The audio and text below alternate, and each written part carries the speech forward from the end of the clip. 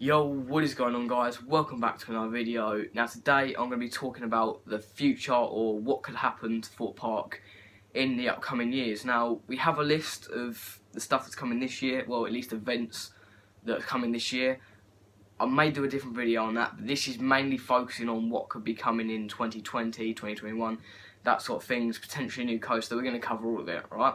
So, quick side note before I start the video, I'm going to Thorpe Park on the 12th of April, so that will certainly be interesting. It opened today, the day I'm filming this actually, which is really exciting because we've waited months for it to open again. So yeah, that'll be great. I'll get back on park. I potentially may make a video.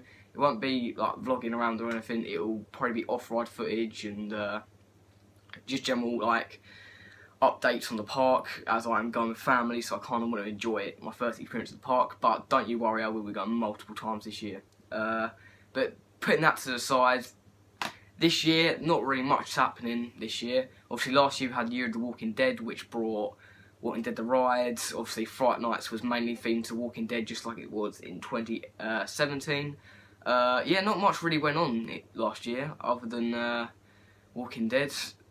I mean, like it could have used some work. It didn't really use its full potential, I'll say that.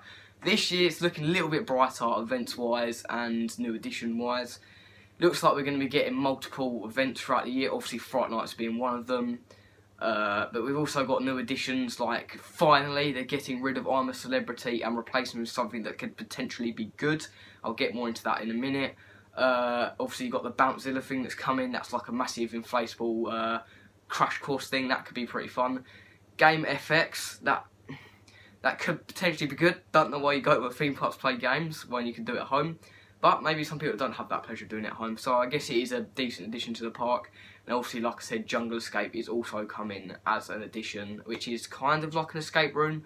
I'd say it's more of a family-friendly version of containment that will be themed around the I'm a Celebrity sort of thing. They're clearing out that building as we speak. They have said that they will put concept art outside of the borders where they're going to be putting it while they do work. Obviously it was Vulcan Peak Fright Nights, bit of a letdown. That went over a couple of changes throughout the Fright Nights periods, so who knows, potentially might not be using that building this year for Fright Nights. But yeah, also Fright Nights logo's been changed up a little bit. It looks really cool. It's got, like, obviously this year they're heavily emphasising on the infinite possibility sort of thing. So it obviously has like the infinite symbol in blood around or behind the Fright Nights logo, which I think could potentially make some really good posters. So we'll see. But along with that, I saw something in a video where potentially they're going to be bringing back old merchandise to the park for a limited time, because obviously it's its birthday this year. It's the important birthday. I can't remember off the top of my head what it is, but it's there and it's coming. Rollover are working on a new food system. I saw this in the video as well. Shout out to Jack Silverstone. That video will be linked in the description. Apparently it's going to be sort of like Subway with hot dogs. Rollover working with that. Who knows, that could potentially be really good. Obviously Coke Freestyle's back. I think they've added a couple of new stations around the park. Then we've also got the new massive screen apparently in the dome, which apparently Pixar are going to be trying to work to put in people's ride photos up on there. So as you walk out at the end of the day, you'll potentially see your photo on this massive screen, which I think is a really fun idea. I think they could really go to multiple directions with that. We've got the Lunar Cinema, whether or not that will be used in the Angry Birds 4D Experience Cinema, or, you know, on the beach potentially, I don't know. But that idea sounds cool. Obviously, getting rid of the Angry Birds thing would be a little bit of a letdown, because that's probably one of the only family-friendly parts of the park at the moment. And also, it would be quite a nice thing or addition to put it on the beach, as it would make quite a nice atmosphere. But potentially that could be good. I know one of the showmans they're going to show is Back to the Future, so don't know when it is. They did announce dates that it was going to be shown, but I can't remember off the top of my head. But yeah, that's a brief summary of what's coming this year. Obviously, when I do my little show around for the park on the 12th, I'll potentially show some of them changes, especially the screen in the dome, because that's supposed to be very hard to miss.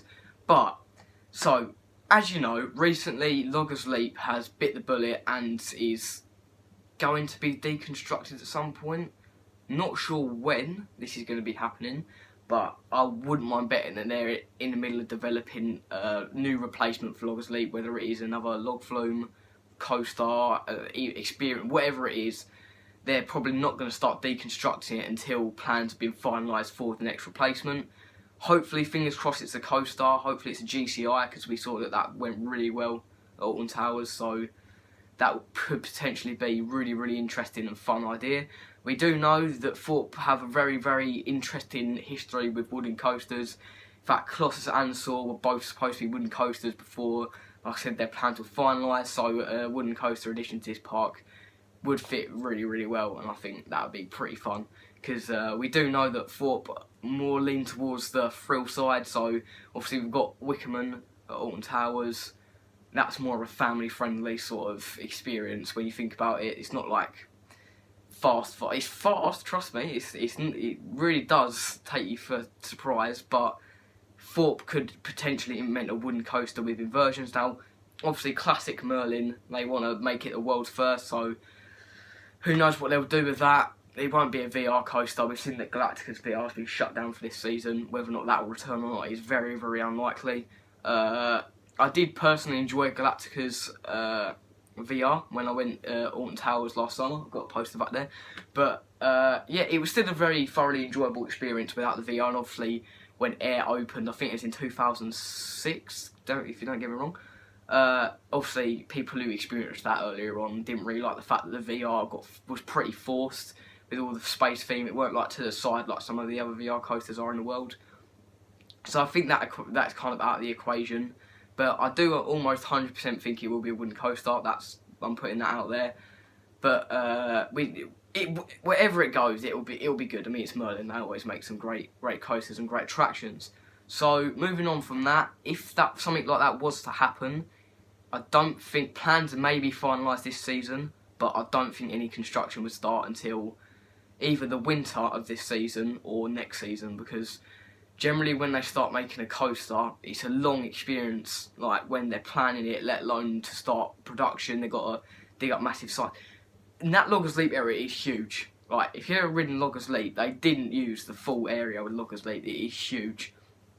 Perfect for a coaster, I think, especially as it's right at the edge of the island. It could potentially pass by through the water, not through the water, but near the water, which could be pretty interesting.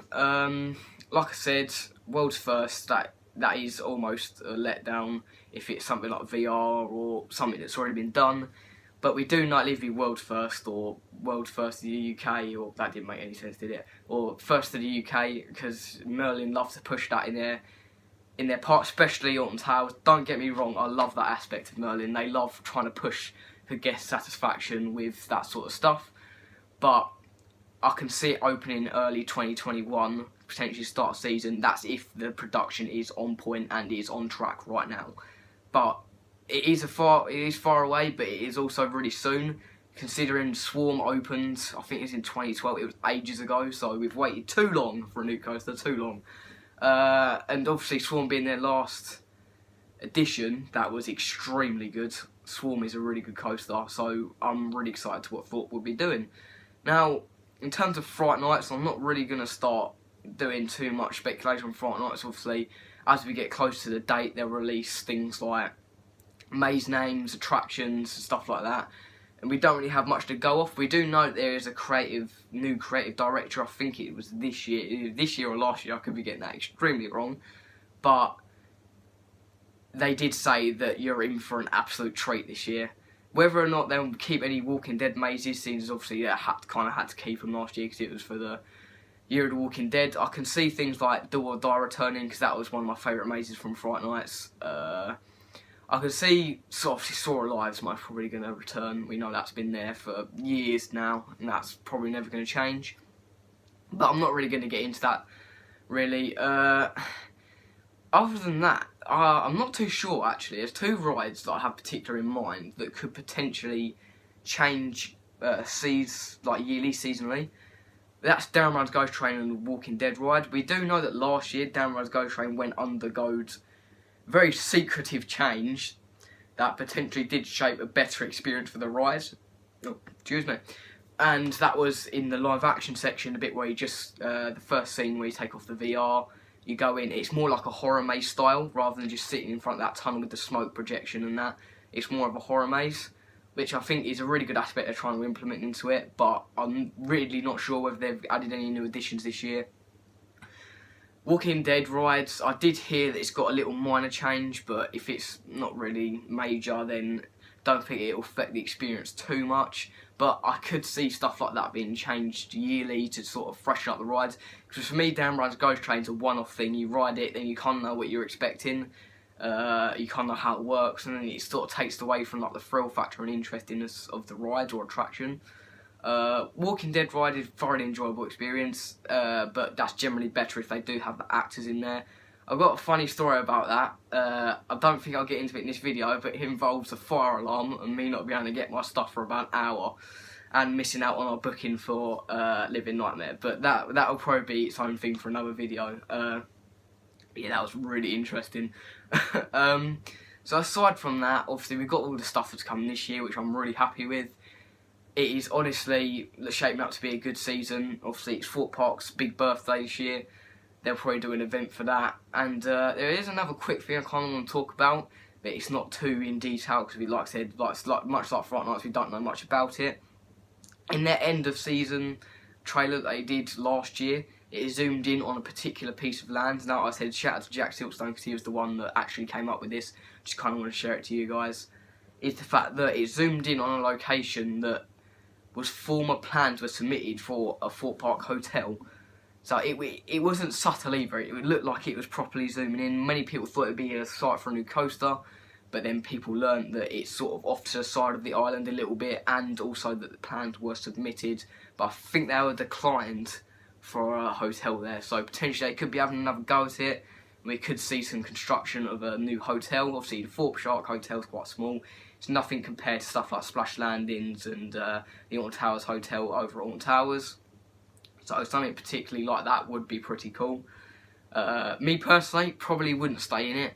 Obviously I live an hour away from Thorpe Park. It's a bit different with Alton Towers. That's a good 4-hour drive away from my house. So if I was to experience one of Merlin's hotels, it would definitely be one of Alton Towers. But then vice versa, people over in Alton would probably be thinking, oh yeah, Alton Towers is quite near us, we'll go and stay in the Thorpe Park one.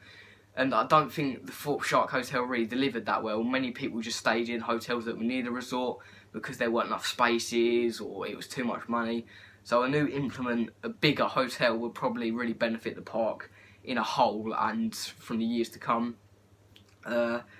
So other than that, that's all I really want to touch upon. Like I said, I'll probably do a couple of footage videos on Thorpe Park in a couple of weeks when I go down there for the first time this season. Dreading the massive queue for getting my annual pass is going to be really interesting. As I went the second day it opened last year and it was almost queuing outside of the resort, which was really bad. But luckily I got in there nice and quick, but it weren't really bad. It weren't really good for the people that were right back. So hopefully I get some good footage on that. But other than that, I'll see you guys later. Bye.